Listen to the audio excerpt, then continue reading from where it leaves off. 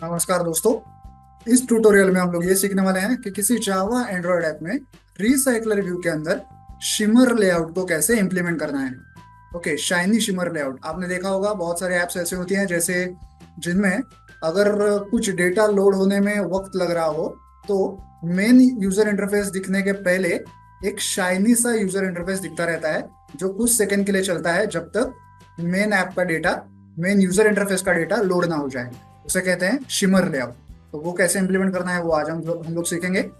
Project structure देखने से पहले आपको शिमर लेआउट के लिए एक पैकेज ऐड करना होगा आपके build.gradle.kts मॉड्यूल ऐप इस फाइल में। ये फाइल आपको ओपन करनी है और सबसे एंड में जाना है फाइल के डिपेंडेंसीज सेक्शन में। ये मैंने वो फाइल ओपन की है।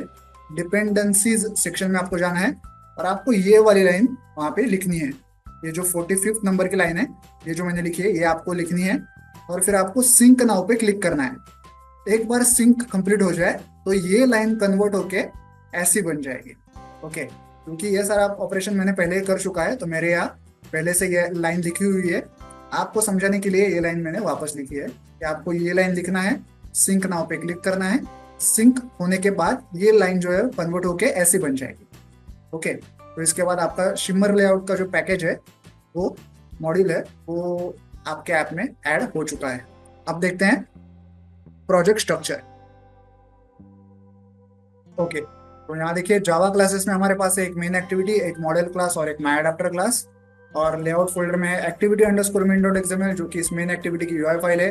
रो अंडरस्कोर आइटम डॉट एक्सएमएल जिसमें हम लोग रिसाइकल रिव्यू के एक रो का यूजर इंटरफेस लिखेंगे।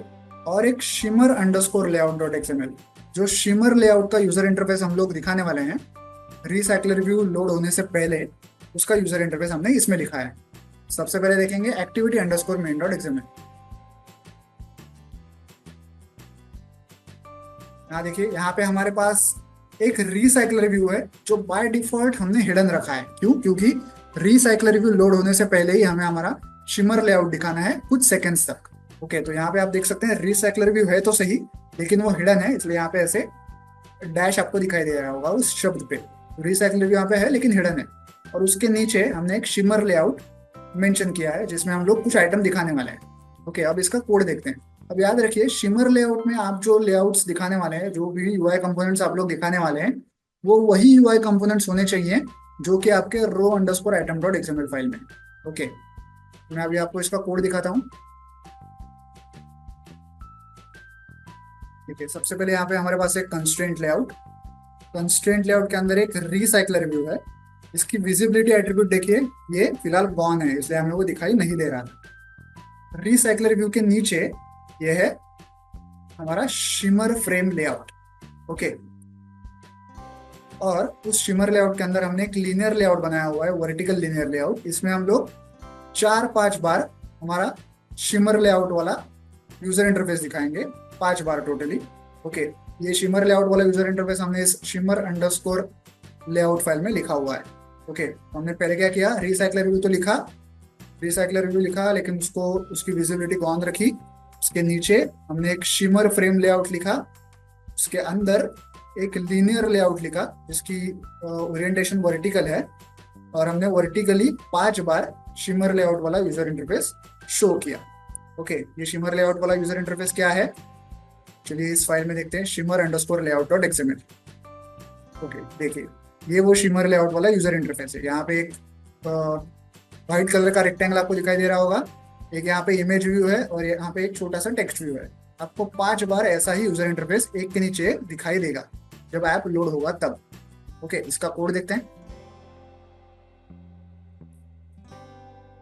ये है कंस्ट्रेंट लेआउट, ये है टेक्स्ट व्यू, जो टेक्स्ट व्यू दिखा रहा था हमें वो, उसमें हमने 3 डॉट्स लिखे हैं। आप चाहें तो कुछ भी टेक्स्ट यहाँ पे लिख सकते हैं। और यहाँ पे वो इमेज व्यू है। ओके, और यही सेम डेटा आपको row underscore item dot XML file में भी लिखना है। ओके, यहाँ पे भी देखिए एक रेक्टेंगल है सफेद कलर का, एक इमेज व्यू है और यहाँ पे टेक्स्ट व्यू है। इसका भी कोड देखते हैं, row underscore item dot XML file. देखिए यहाँ पे कंस्ट्रेंट लेआउट है, इसके अंदर एक टेक्स्ट व्यू है और यहाँ पे एक इमेज व्यू है। ओके, तो चलिए अब जावा क्लासेस देखते हैं, जिसमें सबसे पहले हम लोग देखेंगे मॉडल क्लास। अब ये मॉडल क्लास क्या है? डेटा क्लास है। ये जो row underscore item dot XML file है, इसमें जितने भी यूआई कंपोनेंट्स हम लोग दिखाने वाले हैं, उनमें जिस टाइप का डेटा हम लोग भरने वाले हैं, उस टाइप का एक एक वेरिएबल हमें यहाँ पे इस मॉडल क्लास में क्रिएट करना है। फॉर एग्जाम्पल, यहाँ पे हमारे पास एक टेक्स्ट व्यू है जिसमें मैं स्ट्रिंग टाइप का डेटा भरने वाला हूँ। तो यहाँ मॉडल क्लास में भी मैं स्ट्रिंग टाइप का वेरिएबल क्रिएट करूंगा। ठीक, यहाँ पे एक स्ट्रिंग टाइप का वेरिएबल है नेम नाम का, और उसी से रिलेटेड मैंने सेटर गेटर और टू स्ट्रिंग फंक्शन यहाँ पे क्रिएट किए हैं। अब देखते हैं मेन एक्टिविटी।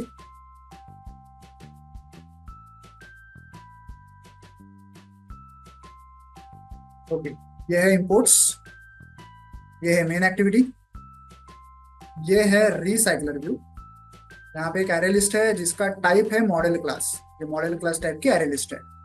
फिर यहाँ पे एक स्ट्रिंग एरे डेटा है जिसमें हमने ए बी सी डी ये डेटा भरा हुआ है। यही डेटा हम लोग रिसाइकलर व्यू में शो करने वाले हैं। फिर यहाँ पे शिमर फ्रेम लेआउट है, उसका ऑब्जेक्ट है।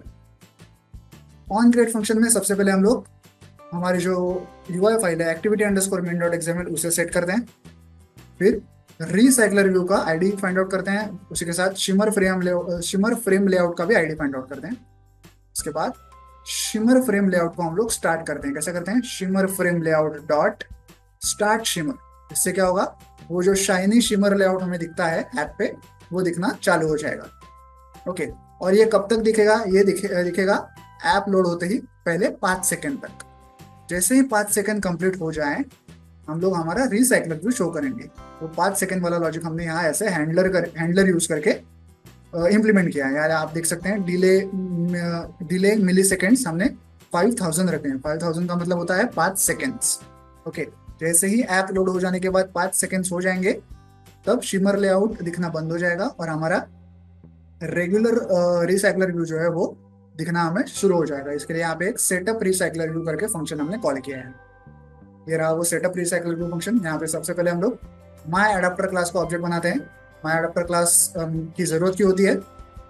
देखिए, ये जो रिसाइकलर व्यू है और उसके अंदर ये जो डेटा हम लोग भरने वाले हैं, फिलहाल ये दोनों एक दूसरे से कंपैटिबल नहीं है, ये दोनों एक दूसरे को नहीं जानते हैं। इन दोनों की आपस में दोस्ती कराने के लिए हमें थर्ड पार्टी क्लास की जरूरत होती है, जिसका नाम होता है एडाप्टर क्लास।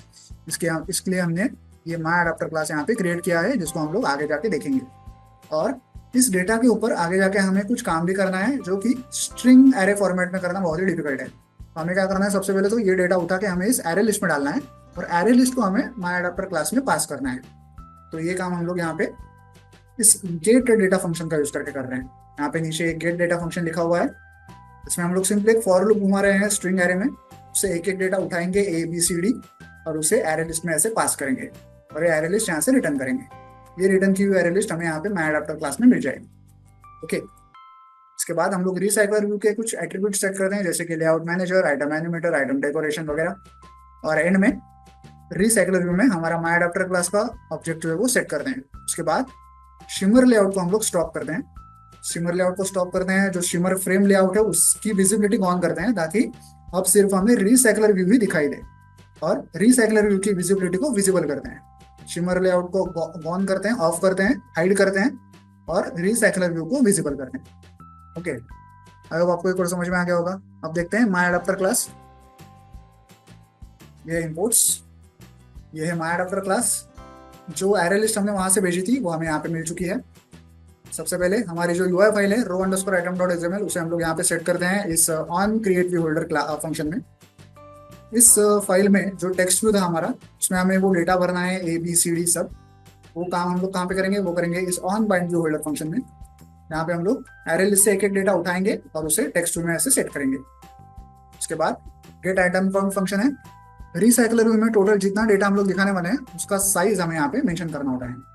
एंड में आता है व्यू होल्डर क्लास। यहाँ पे हम लोग हमारा जो टेक्स्ट व्यू है और टेक्स्ट व्यू जिस कंस्ट्रेंट लेआउट के अंदर है, इन दोनों के आईडीज हम लोग यहाँ पे मेंशन करते हैं। कंस्ट्रेंट लेआउट कौन सा वाला? देखिए